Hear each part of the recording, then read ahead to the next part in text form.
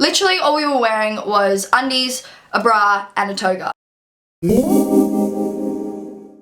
Hey dudes and dudettes of the internet, welcome back to my channel. My name's Amy and today I've got quite a funny video for you guys. I am going to share my funniest European travel stories, and I must say I'm not proud of all of them, but I thought they would make a good laugh for this channel and I want to share them with you. So we're going to go back a few years to when I was 18. I finished high school, as I've mentioned before. I finished high school and then I decided to take a gap year and I went to Europe by myself for 2 months. To be honest, I look back to when I was 18 and I must say I was a party girl. I loved to go out, I loved to get drunk, and I loved the whole party. I just finished school, I took a gap year. To be honest, I'm really glad. The gap year was the best thing I did because I was not ready for university. In my mind, I was like, I just want to work and I want to travel and I want to party. So that's exactly what I did while I was in Europe. So let's just begin. The first two stories happened when I was in Paris and I was on a Kentucky tour. But basically on Kentucky you have extra activities and you can pay to do them if you want to, otherwise you can do your own thing. And most people were going to see Moulin Rouge and they took us to like the red light district of Paris where Moulin Rouge is, that's what they called it. And there were a couple of us that didn't really want to go and pay all that money and go to Moulin Rouge. So our Kentucky tour manager said that we could just drink on the streets and it was perfectly legal, and then we were going to meet them at a club afterwards. After the show. So it was me, a girl who was on the tour from Arizona, and there was a guy with us from South Africa. Woo, South Africa! And there was almost like a massive walkway between the two sides of the road, and there were benches, and it was almost like a little park sort of thing in the middle of the two sides of the road, if that makes sense. So we bought ourselves some drinks and we were just sitting there drinking, waiting for the show to kind of hurry the fuck up so we could all go to a club. And there were quite a few homeless people and they kept coming up to us. This one man kept coming up to us and he was like, "Give me your alcohol!" And I was like, "No, sorry, like this is ours." And he was like, "Give it to me now!" And that's so not what he sounded like because he was French and that was clearly not French. But he started like getting quite angry, and so we walked away and he was like following us and it was really scary. So we were like, okay, let's move away from this area, let's go like around the corner. So then we moved around the corner into like some side street and there were these like dodgy guys just chilling on the corner as well, and it was just like, it just had bad vibes to it. Then the girl that I was with was like, "I really need to go to the bathroom." And so we were like, okay, let's go into a shop and go find a bathroom. Where we were at, there wasn't really a very good selection of where we could go to the bathroom. And the girl I was with, we were a little bit drunk at this point, she was like, "Oh my gosh, let's just go into the sex shop and we'll go in there." Because that was like, we were literally like right outside a sex shop. So we went into the sex shop, we asked the man, there was an Indian guy working at the counter, and we asked him if we could use his bathroom, and he was like, yeah, that's fine. Went into the bathroom, it was okay, came out, and he started talking to us, and we were with the guy as well at this point. And so we're all standing in this sex shop in the middle of Paris, like talking about like where we were from and all that sort of stuff. And he was quite old, like he was like maybe 65 years old, I want to say. And he was commenting about how like we both had like this blonde hair and all that sort of stuff. And we were quite drunk at this point and we ended up taking a photo with this guy, which probably like wasn't the best idea. He wanted to get a photo with us and we were like, yeah, why not, let's do it. So he was in the middle and we got the guy who we were with, the South African guy, to take the photo. And he was in the middle of us girls and he put his arms around us like this. And I felt his hand like around my neck, like quite like kind of coming towards here. And before I knew it, his hand was like fully around my neck and it was squeezing like quite tight. Like it started kind of blacking out a little bit, like my vision was getting a bit fuzzy. As soon as I realized this, I like kind of not put him in a headlock, but I like grabbed his arm and like pushed it down and like twisted myself out of it, grabbed the girl and the guy, like before the South African guy could react. This all just happened so quickly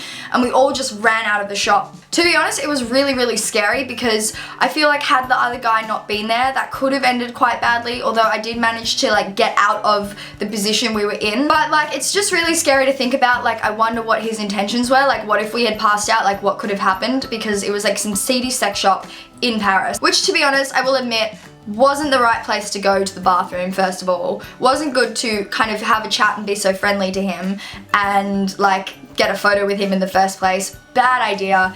should not have said yes to that, and yeah, learned our lesson. Then on that same night, we met up with all the people outside of the Moulin Rouge. We told the Kentucky guy what had happened, and he was this like really small guy from New Zealand, and he was like, where is this guy? What shop did you go into? Like, no one messes with the people on my tour. Like, got quite like annoyed about it and angry about it, but I was like, seriously, like, it's fine. It's all over now, like, it's okay. Well, we met them outside Moulin Rouge, and then we were walking from Moulin Rouge to this club slash bar we were going to, and we were walking on like a pathway on the side, and there were just all these restaurants with little doorways, and I remember there was a chef standing in the doorway of this restaurant, and the path was only narrow enough to fit like 3 of you across at one time, and I was on the side closest to the restaurant, and we were all walking. There was literally like 40 of us in like rows of 3 kind of thing. And all of a sudden I felt my hair getting like pulled towards the direction of like inside a restaurant by this sleazy, disgusting man like who was dressed in a chef's uniform, like standing in the doorway of this restaurant. And luckily I continued walking and he let go, but it was just like another thing straight after what had just happened. It was just like not my night and not a good night, and I don't know, I feel like at 18 I was so much more naive than I am now. And funnily enough, I think that was the first night of our Kentucky tour, or the second night of our Kentucky tour. Definitely our first night in Paris, so wasn't really a great way to start the trip, if you know what I mean, but we rolled with it anyway. The last 2 stories happened in Greece, and they're both drunken stories, so I'm so sorry to anyone who is like offended by getting really drunk, because I was in a massive party stage and that's all I wanted to do in Europe. And when you're out with like a group of 40 people especially, or 50 people, and they're all young and they're all from all around the world, you want to party. So this particular story happened in Corfu in Greece, which was like our first island after we went to Athens. And Kentucky threw like a massive toga party. We're staying at this really cool like beachy hotel right on the beach pretty much. So it got to like 3 or 4 in the morning. We were pretty drunk at this point, and we thought it'd be a good idea to go have a nice little stroll down to the beach from the resort. Literally all we were wearing was undies, a bra, and a toga. To be honest, I don't remember like the exact conversation, but somehow I thought it was a good idea. I don't know if I got dared. Maybe I got dared. I don't really remember, to be honest.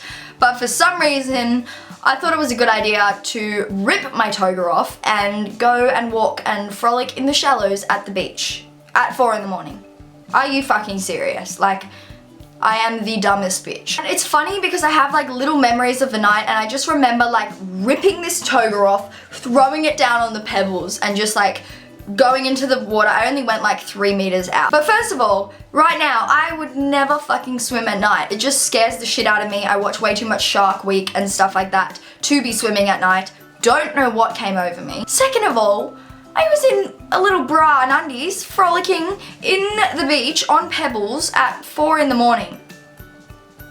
Where's your dignity, girl? Where is your dignity at? Cause it's not in Greece. You left it in Australia. It's gone. Not my classiest moment, I'll tell you that much. I do remember waking up the next day and I had like all these bruises, and I was like on my feet, and I was like, why can't I walk on my feet? And one of the girls that I was rooming with was like, you were walking on pebbles and running on pebbles last night, like, I'm not surprised. And I was like, oh yeah, that happened. Drink responsibly, that's all I can say. Don't be like Ames, 18 years old, thinking that that's a good idea, because it really wasn't a good idea at all. Okay, I know I'm in different clothes, but basically I filmed one long video telling you all 4 stories. It ended up being so long that I've decided to split it into 2, so you've now made it to the end of the first part. The second part is just gonna have 1 story in it, but it's a slightly longer story, so I'm gonna make a whole video dedicated to that. So I hope you guys enjoyed that video. If you did, don't forget to give it a thumbs up, because it tells me that you like these sort of story time videos. I really like filming them. I love like sitting down, and I'm a massive chatter. Like, I talk a lot. I love to talk, so that's why I like telling stories, and I hope you guys enjoy them. And welcome to any new viewers. I hope you enjoyed that video, and if you want to see more and keep up to date of when I post, you can subscribe. You don't have to, but you're welcome to join our little family we have here on this channel. I also forgot to mention that my background is different. I decorated my room and made it Christmassy because I'm feeling really fucking festive. So if you want to keep up to date with what I get up to on the reg, you can, and you can follow me on Instagram and Twitter, which is at Amy Grace with 3 E's. You don't have to, but there it is if you want it. Take it. take it if you want it. So I'm gonna head off, but I hope you guys are having a wonderful day or night or whatever time it is where you are in this big old world, and I will see you guys in my next video. Bye! I can't kiss my hand properly because I have lipstick on, and oops, I accidentally got some on my finger. Bye!